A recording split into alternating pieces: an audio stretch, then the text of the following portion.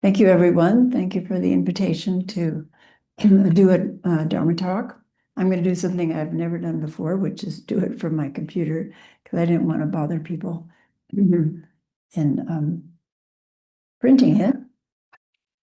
My husband always does his talks from his iPad, which I have sneered at. So now I get my comeuppance. So you just did a meditation on impermanence.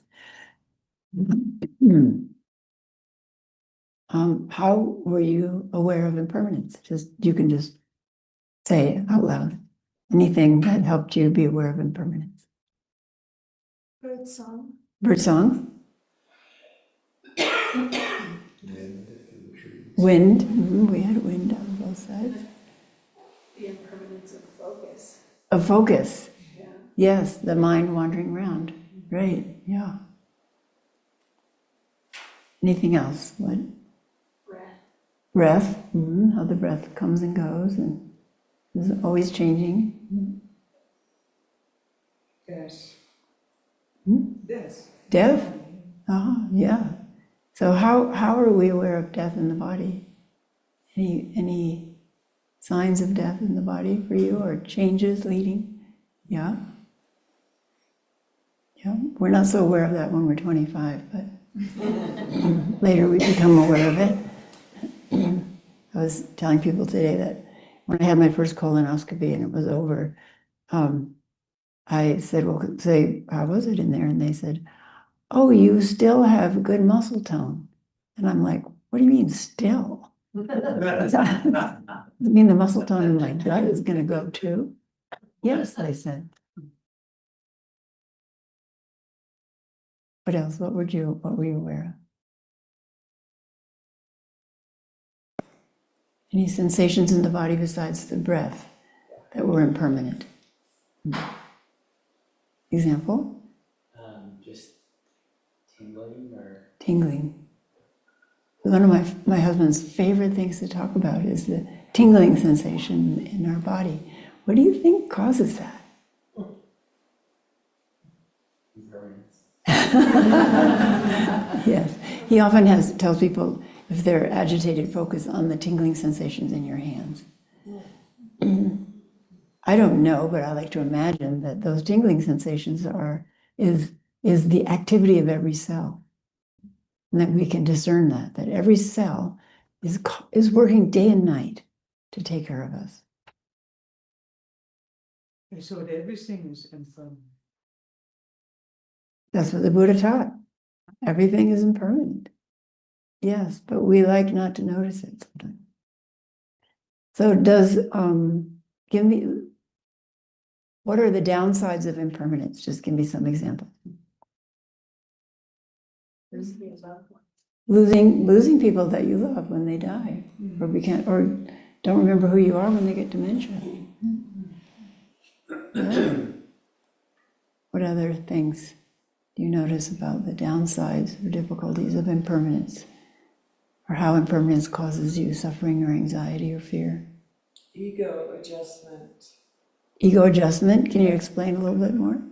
As I age, I can't do things like I used to do. Yes. And I have to adjust my identity, ego, expectations of Yes. what I can accomplish reasonably. Yes, all the things we used to be able to do, and as we get older, we can't. Instability. Instability, how? Like impermanence is just breeds constant instability. Yes. So we think things are permanent, like this building, but they really aren't. Yeah. And then we can see that happening around us when something happens in our house and it gets broken, right? And it's like, oh no. And when things are going well, you know that they're not going to continue. Yes. When things are going well, you know that it's going to end. Mm-hmm. Yeah. I noticed it with climate, like the skies when I was a kid were never smoky like they are. Yes. So there are a lot of signs of impermanence with climate instability. Smoky skies, hotter weather, less rain, whatever. In each area, it's different, right? In some area, more tornadoes, all the things we're noticing. Yeah, and then fear arises. What if this continues? Mind says, what if this continues and gets worse? Like in Oregon, it's long been a place to grow grapes for wine, and now they're not going to be able to do that probably. And some of our big firs are not going to survive. So downsides of impermanence. What about babies? The what? Babies. They don't stay babies, exactly. They grow up and talk back. There you go. So that's impermanence also. They're very cute, and then they become a toddler and they're ornery, and What isn't the downside? that's Of okay. impermanence. That was the next question I was going to ask. What are the upsides of impermanence? What are the advantages of impermanence? Okay, I'm new to this. Yes. Not to life, but to Buddhism. I think the upside to impermanence is that suddenly, after struggling for about a year now, since I retired, I'm finding a much deeper happiness because I don't have all of those attachments that were tying me to New York and tying me to my family and tying me to everything. Yes. And that was being in a state of not knowing what impermanence is. Mm-hmm. My whole life I didn't have a clue. Mm-hmm. I mean, I was there practicing my music, Yeah. playing in concerts and never thinking that this would ever end. Yes. And now it's ending. And now you're happy. Because it all changed. But not for long. Yeah. Not if I keep coming to these meetings. Okay, would music be possible does impermanence make music possible? Does impermanence make music possible? Yes. What would happen if there was no impermanence? Oh, okay, And you play your first note, what would happen? but that's tricky. That would be all of music, would be one note. Impermanent music depends on silence and sound, silence, sound, silence, sound, sound, sound, and change, right? Definitely change. Yes, Every note. yes. So that's a beautiful example of the advantage of impermanence. However, for me, I am still attached to a Mahler symphony more than I am to anything. Yes. So I have to deal with that. Preference, Yeah. yes. We all have preferences. It's easy to give up my family. It's not easy to give up Mozart. Oh, I see. Oh, all right. So you want Mozart to be a permanent fixture in your life. Okay. I hope that works. So what are other advantages of impermanence? Yes. Creativity, something is here now and it wasn't before. Yes. A painting or a Yeah. pot or a flower. Yeah. And then the downside of the pot is that it will break, right? And one Zen master said, just see everything is already broken. That'll help with suffering from impermanence. Oh, this mug is already broken. Okay, all right, I'll enjoy it while it's not yet broken. Mm-hmm. Yeah, I think the opportunity, like the invitation for presence, because like if that mug's already broken, like how much more like reverence you can have. Precious. Yeah. Yes, it adds to our quality of awareness of preciousness when we realize that things are transient. Mm-hmm. My mother we used to had a period when I was growing up where we said poetry at the dinner table. So we had to memorize some little poem and say it.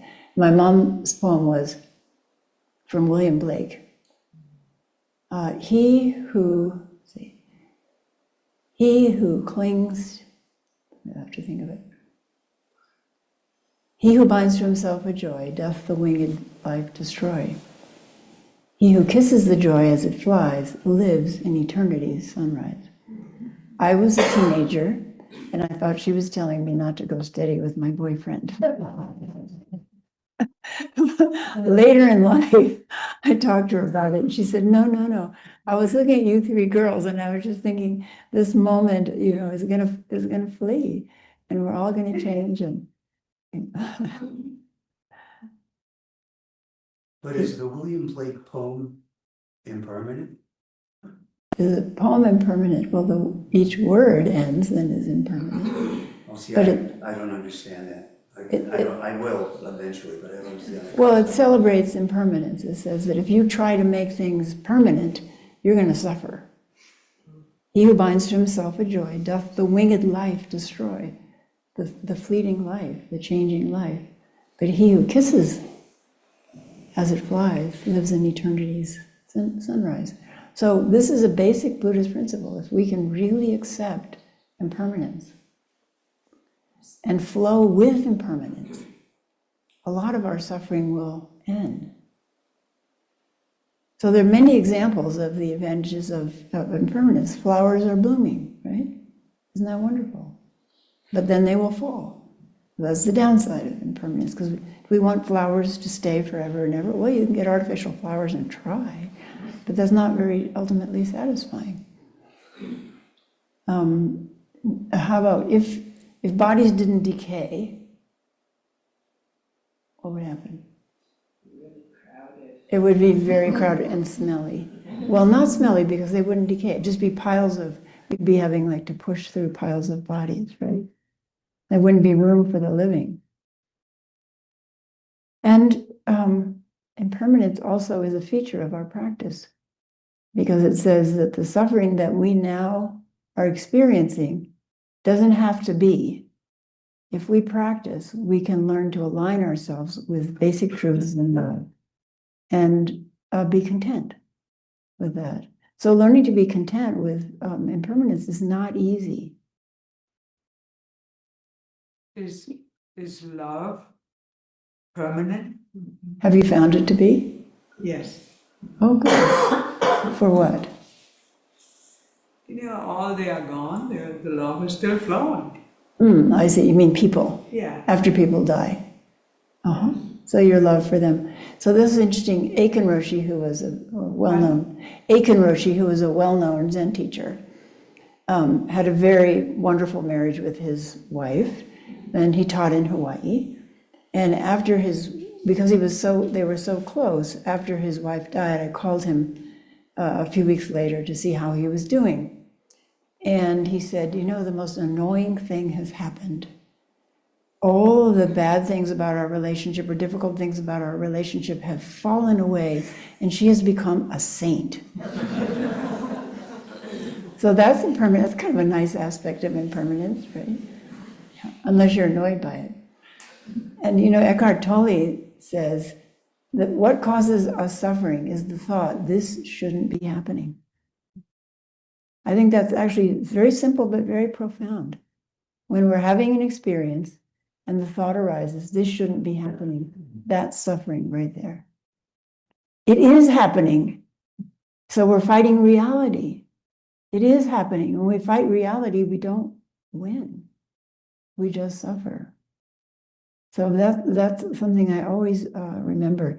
Master Dogen Zenji, who was a very prominent Zen master in our Soto Zen school in the 1200s, said, flowers fall with our attachment and weeds grow up with our aversion.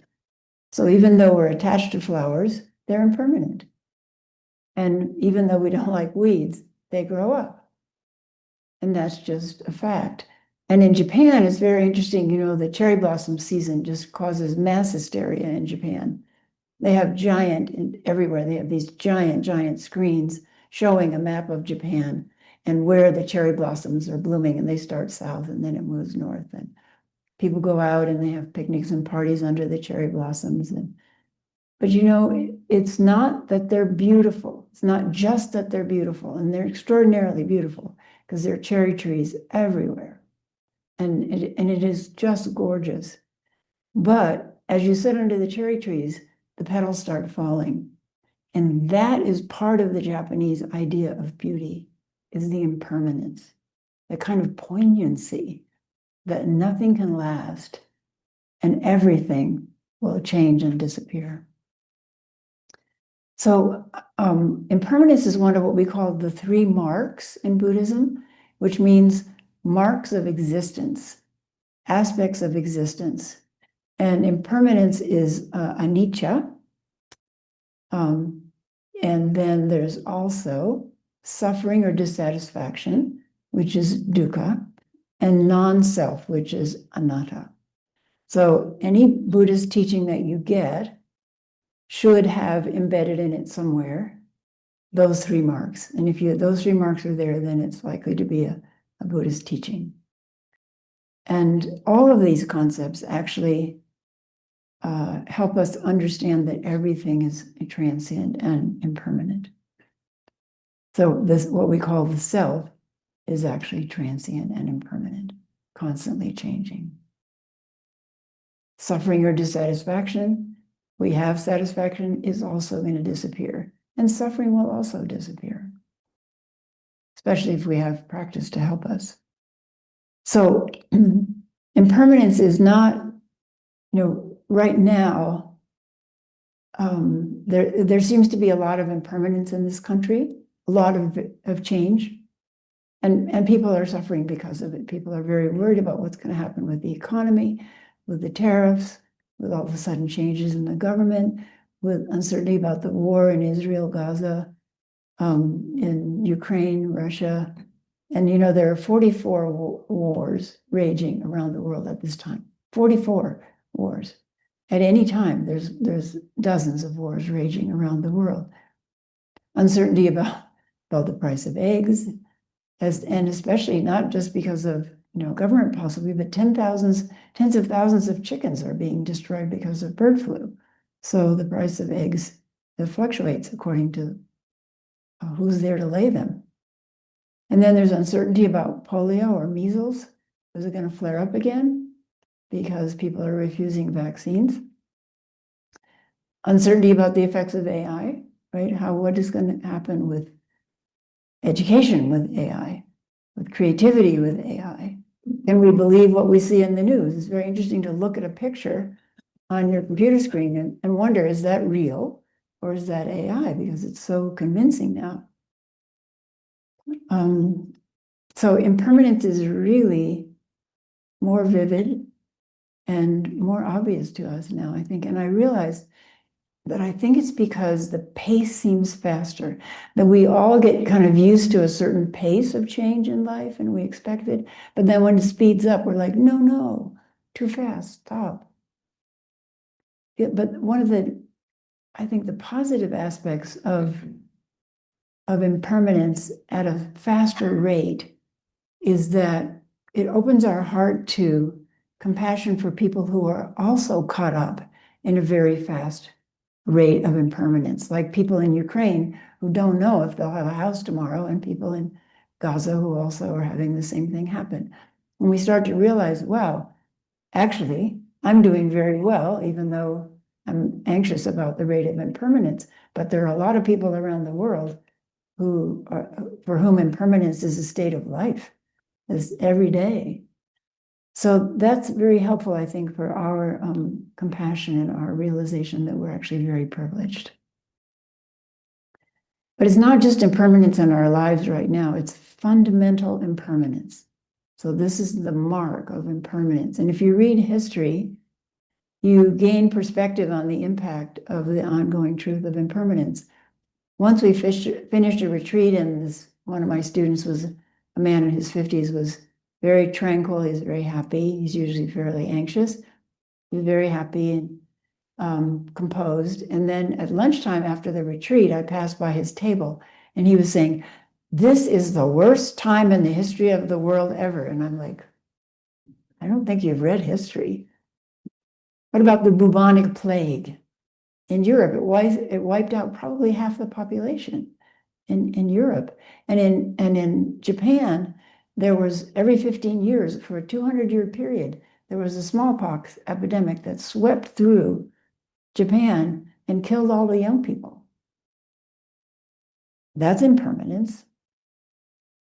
In recent history, the Great Famine in China in 1960s killed between 5 and 10 million people. So we think, oh, famine is, that's not relevant. It's relevant.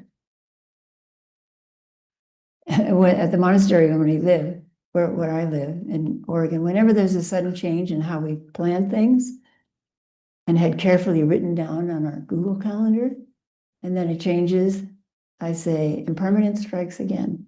So that's a good motto to hold in your mind. Oh, impermanence strikes again. So the Buddha said, all conditioned things, which you can translate as all compounded things, all things that are made of other things, or depend on other things, or constructed out of other things, are impermanent and will eventually decay and disappear. And this is just a fundamental truth, but it's very, very hard for us to accept. So what does this mean, compounded?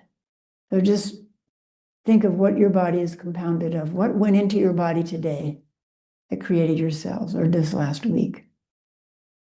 Food, as I've written about mindful eating, but food is the energy of sunshine translated into something we can consume and will feed ourselves. And all those things that do that transformation for us, we call plants and animals and eggs and fish and so on. But that's all impermanent. Once it enters our body, what happens to it? Turns into cells, it turns into feces, it turns into urine, it turns into sweat, etc. So this is constantly happening. So anicca and dukkha, anicca, no permanent self, and dukkha, unsatisfactoriness, are also part of impermanence. All conditioned things that are unsatisfactory is dukkha. So you wouldn't be here and interested in Zen practice if you didn't have some realization that all things are basically unsatisfactory. They are not completely forever satisfying. So one of the examples I like to give is a new car. So you decide you're going to buy a new car. Yeah. And you start looking at cars differently, right? It's like, oh, should I have that model? Talk to the owners of the cars and how they like that car and what color should I get? And you look at the colors on the freeways, and then you finally decide on a new car, and you're so happy you bought this new car, and you park it out by your house, and you're just so happy driving it and all the new features in it. How long does that last? Until it gets the first scratch, or the first warning light comes on, or it might last, I don't know, months, maybe a year, but then dissatisfaction comes in again. It's just inevitable. And you can find many examples in your life. You have this fantastic relationship with this person who is your soulmate. And then what happens?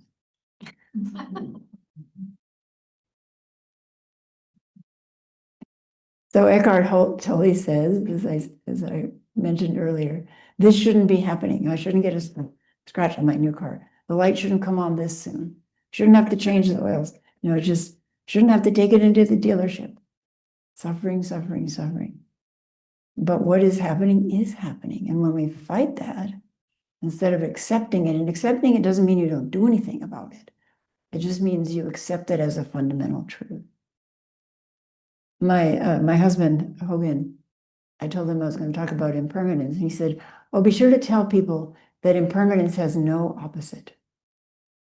No opposite. Impermanence has no opposite. Think about that for a moment. That would never occur to me, but it occurred to him, and I thought, wow, that's pretty profound. There is no such thing as permanence, but we keep grasping for it, right? We want things to be permanent. So then what about anatta, no self? Well, there's the sunshine example, that our self is made up of sunshine transformed into a form that will nourish us, sustain us. But our cells are constantly turning over. So we're not the same person in terms of cells that we were 10 years ago or 5 years ago or even a year ago. And then there's the microbiome. So there are more other cells in our body, in our microbiome. not to mention the little creatures that live in our pores and so on. Let's just take the microbiome. They're on an order of tenfold, maybe more than that, more living beings in our gut than there are cells in our body, by an order of at least 10. And where did these come from? These are bacteria, viruses, and fungi. And even in our own cells, our own human cells have mitochondria. Do you know what mitochondria? They're the energy factory in your cell. But those weren't original to our cells.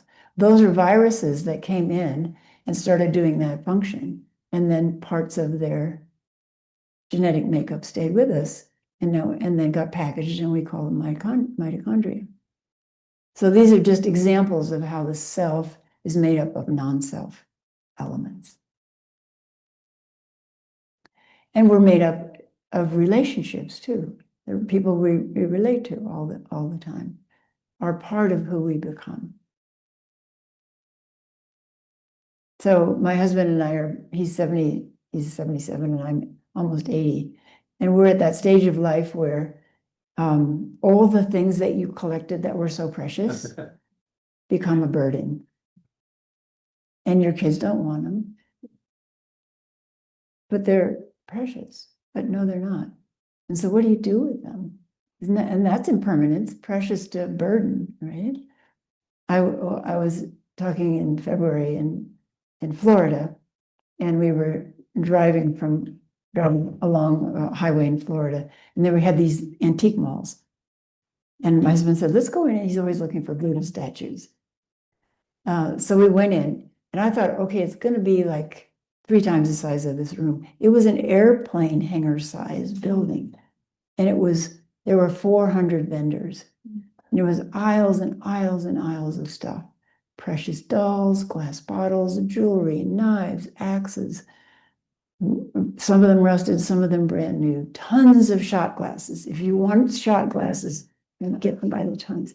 Used CDs, books, vinyl records. What used to be The Good China, which only came out on holidays, tons of it in this place.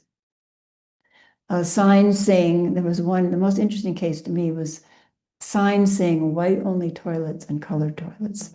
Part of our unfortunate history, right? Old toys, old toy trains, tons of them. And I was talking to somebody as we were looking around, and he said, this is evidence of mom and dad died, and now what are we going to do with all their stuff? So it was a walk through impermanence. It was very interesting. And yet there were women coming in the doors and dragging their husband in and picking up a shopping cart. And one woman had filled up the shopping cart with empty soda pop bottles. And her poor husband was dragging that out to the car. Now, what you do with that, I don't know. But it's a treasure, and it's ultimately impermanent, right? So this doesn't mean, if we fully accept impermanence in our life, if we fully accept that everything is constantly changing, it doesn't mean that we become cold and callous. It doesn't mean that when someone that we love dies, that we just say, oh, impermanence strikes again. I've always have full of ideas for projects to make $1 million for the monastery. So I thought, oh, we could make greeting cards. Then I thought, what would the greeting card say? Oh, it would say, sorry your dad died. Everything is impermanent.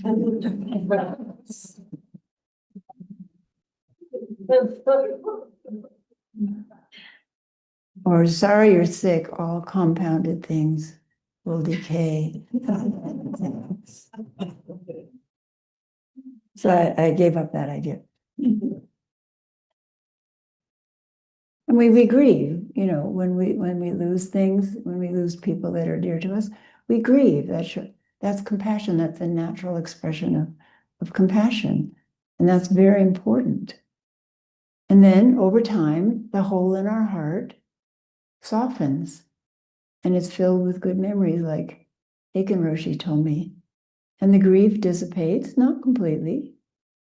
And we return to the anchor that we are able to cultivate through practice, which is an inner sense of peace.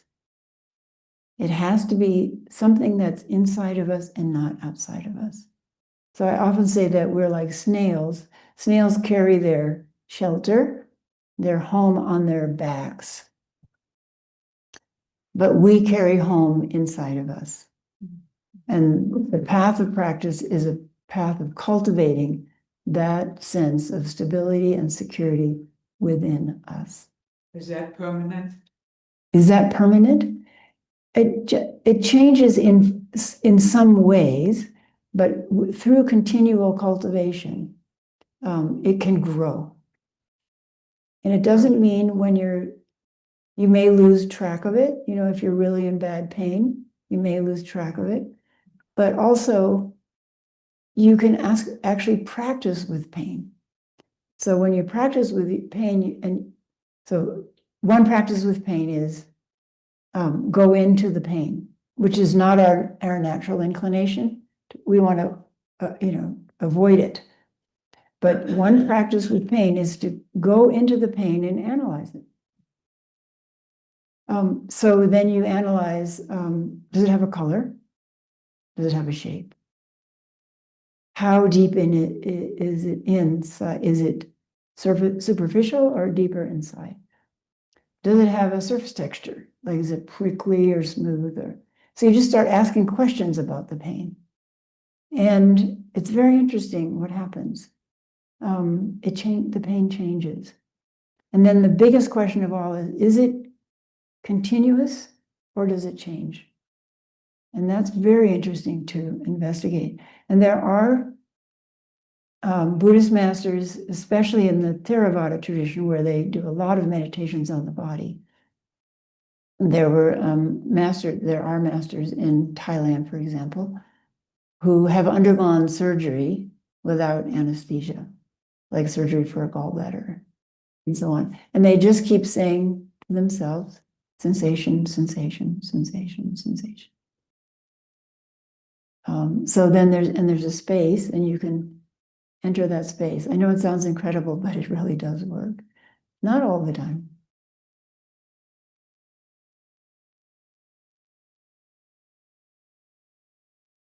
So during COVID, I think people learned about impermanence, especially young people, in a way that was kind of shocking to them. That we learned that we could die at any time, and it didn't matter how healthy we were or what our age was.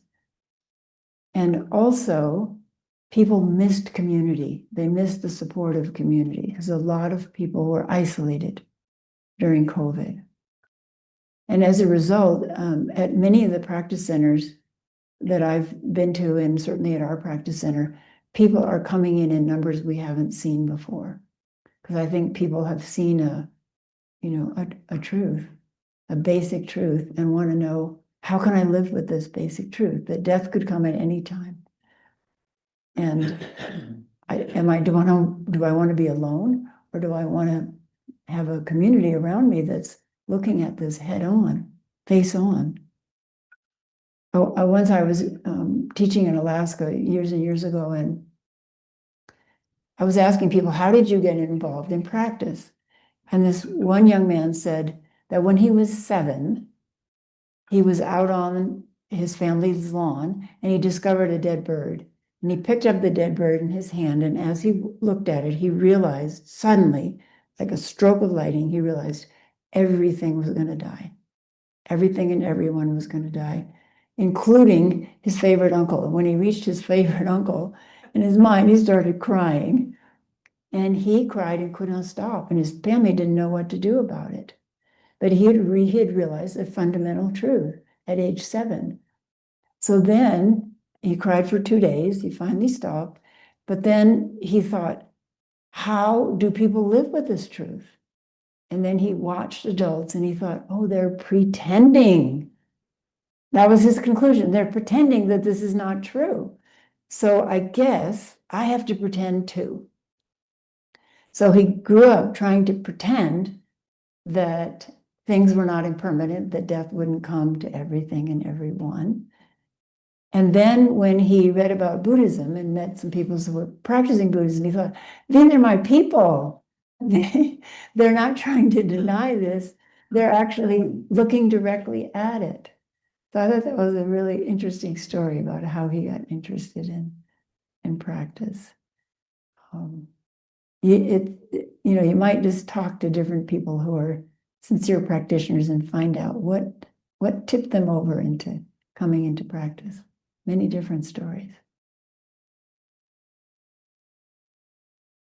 So Buddhist practice is not about talking about things like I'm doing now, but it's about actually practicing it so that we can find these deep truths for ourselves.